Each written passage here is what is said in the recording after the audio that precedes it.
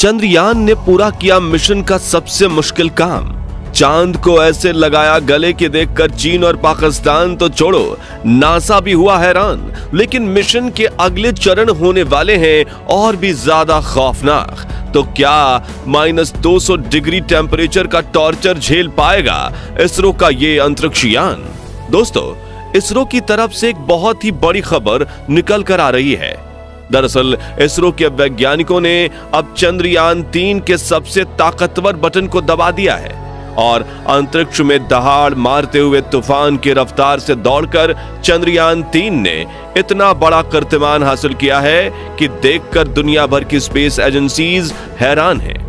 लेकिन अपनी इस उपलब्धि की खुशी मनाने के बजाय इसरो के वैज्ञानिक और ज्यादा टेंशन में आ चुके हैं, क्योंकि यह मिशन जैसे जैसे आगे बढ़ रहा है वैसे वैसे बाहुबली चंद्रयान की राह में नए नए संकट उभर कर सामने आ रहे हैं। तो आखिर चंद्रयान ने अपने मिशन के किस पड़ाव पर कामयाबी हासिल की है और इस मून मिशन से जुड़े कौन से संकट हैं जिनके बारे में सुनकर दुनिया भर के वैज्ञानिकों के बीच हड़कंप मच गया है? जानने के लिए वीडियो को अंत तक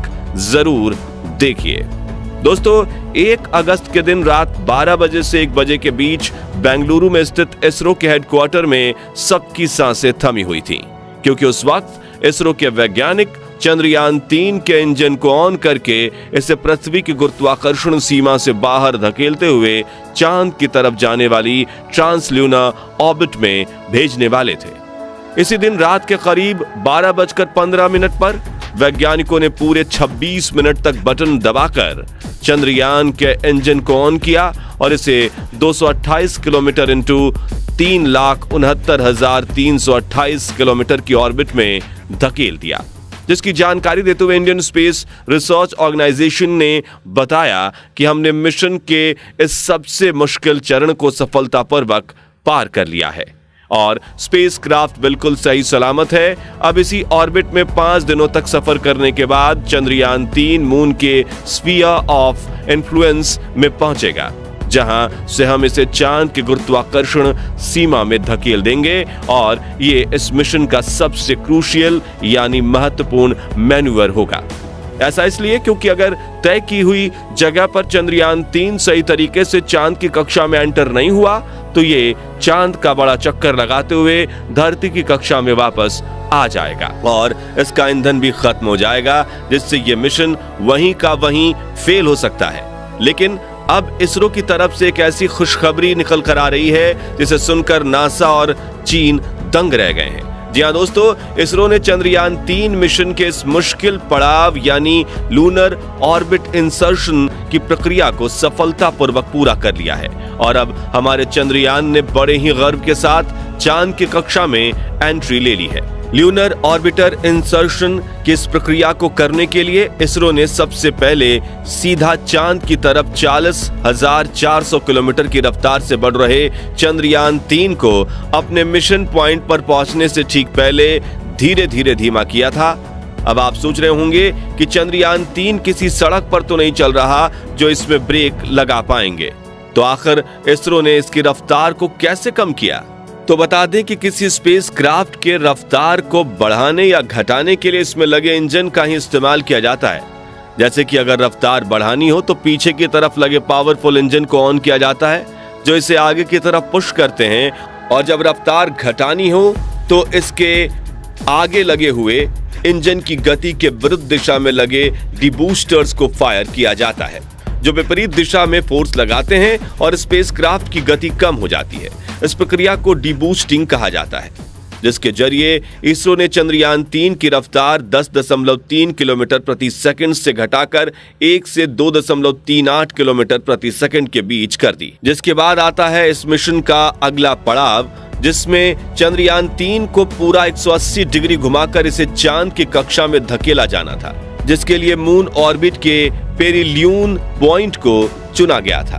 अब आप कहेंगे कि ये पेरिलियन पॉइंट क्या है, तो ध्यान से सुनिएगा। पेरिलियन पॉइंट चांद की कक्षा का वो पॉइंट है जहां स्पेसक्राफ्ट और चांद की सतह का डिस्टेंस सबसे कम होता है। वहीं एपोलियन चांद की ऑर्बिट का वो पॉइंट है जहां से सतह का डिस्टेंस काफी ज्यादा होता है। आसान शब्दों में चंद्रयान 3 की अंडाकार कक्षा का सबसे नजदीकी पॉइंट यानी पेरिलियन और सबसे दूर वाला पॉइंट यानी एपोलियन। तो अब चंद्रयान 3 की रफ्तार भी कम हो चुकी थी और यह अपनी तय की गई जगह यानी पेरिलियन पॉइंट के पास भी पहुंच चुका था। तब इसरो के वैज्ञानिकों ने असली बटन दबाया और इसके इंजन को ऑन करके इसे घुमाते हुए ऐसा धक्का दिया कि यह चांद की कक्षा की तरफ बढ़ने लगा और सही रफ्तार एवं एंगल होने की वजह से चांद के गुरुत्वाकर्षण ने इसे पकड़ लिया और अपनी कक्षा में स्थापित कर दिया। अब इस मिशन के अगले चरण की बात करें तो चंद्रयान 3 अगले 13 दिनों तक इसी तरह चांद की कक्षा में कुल 5 चक्कर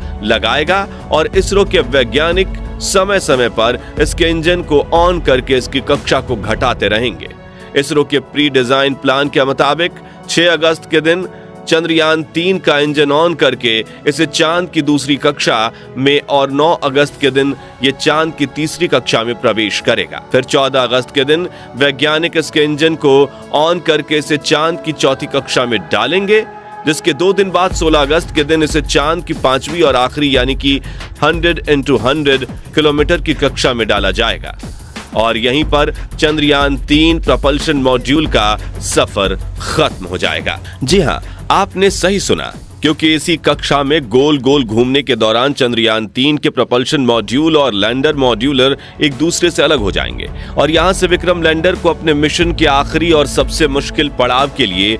अकेले आगे बढ़ना होगा, जिसके लिए 20 अगस्त के दिन इसे चांद की 100 किलोमीटर × 30 किलोमीटर की कक्षा में धकेल दिया जाएगा, जहां घूमते हुए यह अपनी लैंडिंग साइट का दौरा करेगा और धीरे धीरे डीबूस्टर इंजन की मदद से अपनी रफ्तार को कम करेगा और फिर 23 अगस्त के दिन यह चांद की सतह पर नीचे जाने के लिए रवाना होगा और शाम 5:47 पर यह चांद पर कदम रखेगा। लेकिन दोस्तों, यहां हम आपको जितनी आसानी से यह प्रोसेस समझा रहे हैं, असल में ये उतनी आसान बिल्कुल भी नहीं है, बल्कि मिशन के हर पड़ाव को पार करने की प्रक्रिया में इसरो के वैज्ञानिकों के तो पसीने छूट जाते हैं और लैंडिंग के आखिरी 15 मिनट तो इतने ज्यादा खौफनाक होने वाले हैं कि उनके बारे में सुनकर आपका भी गला सूख जाएगा। तो जैसा कि आप जानते हैं कि आज से 4 साल पहले हुआ चंद्रयान 2 मिशन लॉन्च के बाद पूरे 48 दिनों तक अपने मिशन के सभी पड़ाव को बिल्कुल सही तरीके से पार कर रहा था, लेकिन लैंडिंग के आखिरी 15 मिनटों में इसरो का चंद्रयान 2 से कनेक्शन टूट गया था,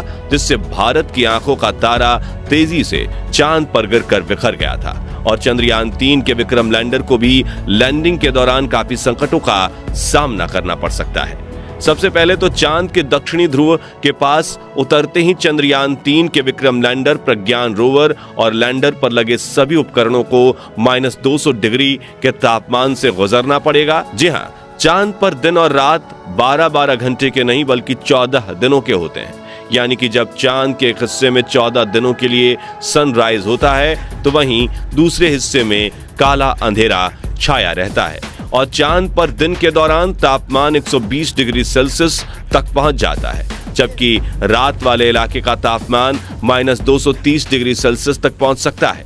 ऐसे में चंद्रयान 3 को कुछ दिन पृथ्वी से बहुत ज्यादा और बहुत दिन कम तापमान का सामना करना पड़ेगा। वहीं चांद के दक्षिणी ध्रुव के पास दूरी ज्यादा होने की वजह से कई बार धरती पर बैठे वैज्ञानिकों का संपर्क टूट जाता है। इस वजह से पिछली बार वैज्ञानिक चंद्रयान 2 को संभालने में नाकामयाब हुए थे और वो क्रैश लैंड कर गया था, लेकिन इस बार वैज्ञानिकों ने इसे आर्टिफिशियल इंटेलिजेंस के साथ 9 एडवांस सेंसर शामिल कर बनाया है, जो इसे खुद निर्णय लेने के लिए डेटा और क्षमता देंगे। लेकिन फिर भी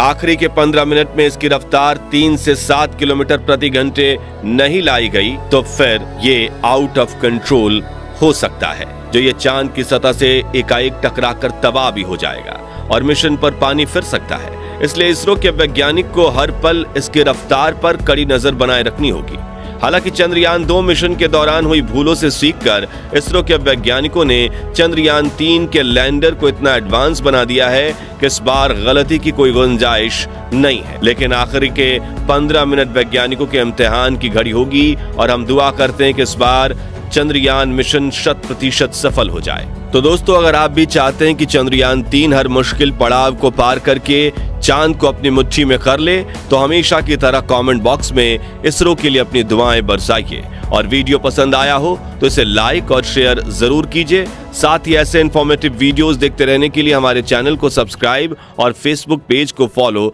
जरूर करें। धन्यवाद।